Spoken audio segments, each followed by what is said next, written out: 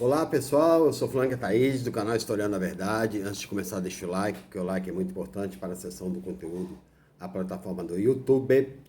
E eu vou desmistificar um documentário do Brasil Paralelo sobre o Segundo Reinado.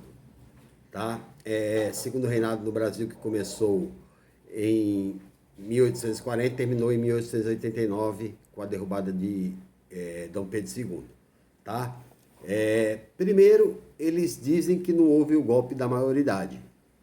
Houve sim o golpe da maioridade para que Dom Pedro facilitasse a vida da elite econômica do país. Tá? Isso foi em 1840. No mesmo documentário do Brasil Paralelo, eles afirmam que havia democracia no Brasil. Democracia com o voto era censitário. Ou seja, quem ganhava mais de 300 mil contos de réis por mês é que podia votar no Brasil. Tá? O resto da população não tinha direito a voto, não é? E muito menos as mulheres, só homens acima de 25 anos. Então, democracia sem voto não é democracia. Tá? E um poder monárquico que tinha o poder moderador, que era o quarto poder, dava uma ditadura ao imperador. Aí eles falam que havia liberdade. Liberdade por escravidão? Onde existe isso? Não é? Diz que o Brasil, os pobres eram bem tratados. Havia e sempre houve no Segundo Reinado uma política de higienização contra pobres. Pobres eram constantemente visitados pela polícia, principalmente nos cortiços e becos do Rio de Janeiro, para evitarem proliferações de doenças. Inclusive a elite dizia que aquele povo era o povo perigoso. Por quê? Porque transmitia doenças como varíola e febre amarela. Né? Porque a elite se achava que o corpo deles, né, não era suscetível a doença, só o pobre, porque o pobre era porco. Então a elite sempre maltratou o pobre no Brasil. Tá?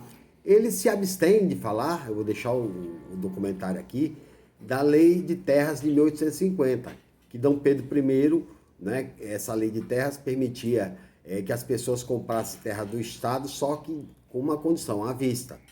Quer dizer, só os ricos concentraram, né, terras, né, principalmente no estado de São Paulo, da indústria cafeeira. Pobre não teve acesso porque não tinha dinheiro, e muito menos escravo que não tinha renda. Né? Aliás, democracia com escravo, né? Muito, muito legal.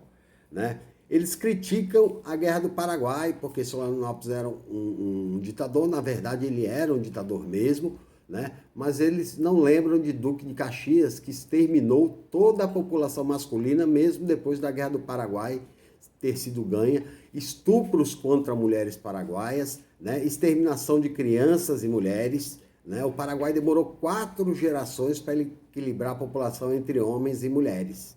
Né? Foi um verdadeiro massacre mesmo depois do Paraguai ter sido derrotado, tá? Que foi a Guerra da Tríplice Aliança. E o herói Duque de Caxias, né? Um cara que praticou genocídio no Paraguai. Virou patrono do exército. Né? Eles falam que, graças à princesa Isabel, houve a Lei Áurea. Né? Isso é pura cretinice. Né? Porque os movimentos abolicionistas, as resistências, as fugas para os quilombos em massa dos negros, que forçaram a publicação da Lei Áurea. Primeiro veio a Lei do Ventre Livre. A criança que nascia, né, depois da Lei do Ventre Livre era considerada livre, só que ela vivia com os pais da senzala e para comer tinha que trabalhar, então continuava escrava, né, até completar a maioridade. E depois veio a Lei de Sexagenário, né, que homens negros depois de 60 anos se tornavam livres. Só que a maioria dos escravos não chegavam aos 60 anos devido ao trabalho de exaustão que eles tinham, né? Inclusive há, né, fatos históricos em que um negro escravizado no Brasil tinha tempo de vida de trabalho útil de 10 anos no máximo.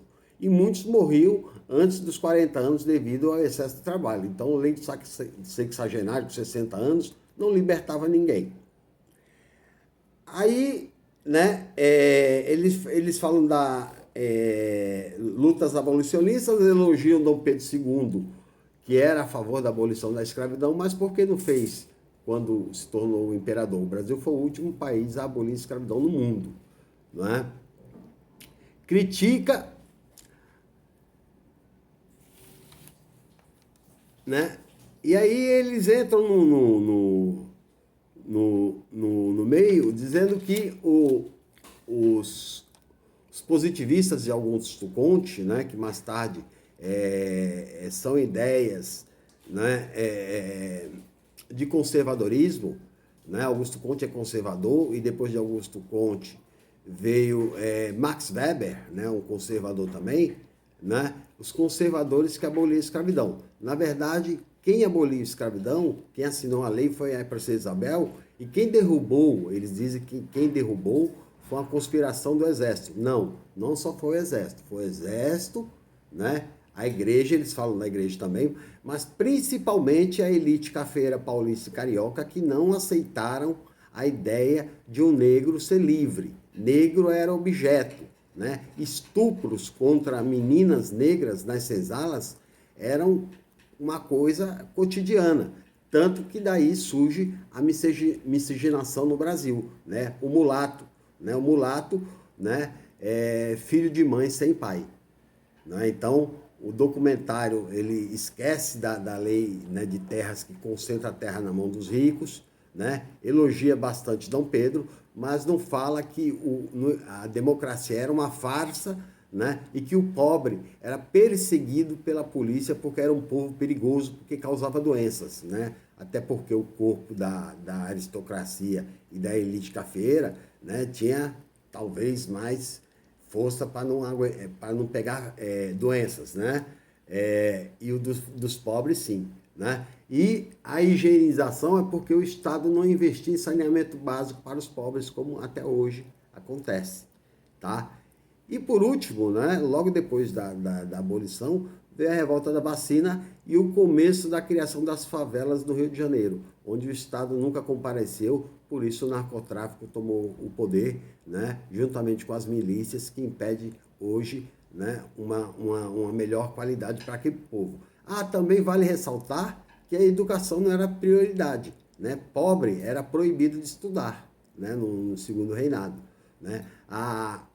O Ministério da Educação só foi criado no governo de Getúlio Vargas, né? Educação pública. Então, o pobre não tinha direito a acesso a estudo e, principalmente, os escravos, todos eram analfabetos, ok? Então, é uma farsa, né? Tentando exaltar a monarquia que facilitava a aristocracia, não é? E facilitava os grandes burgueses detentores de grandes terras, né? E concentraram ainda mais no segundo reinado, não é?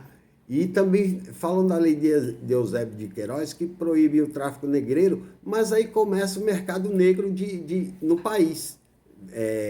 O negro vai custar mais caro, né? E é vendido de um estado para outro. Isso eles não citam, né? Portanto, a lei Eusébio de Queiroz veio, mas o negro continuou a ser escravo, só que dessa vez super valorizado e super maltratado, como sempre foi. Ok? Essa é a minha participação e até a próxima.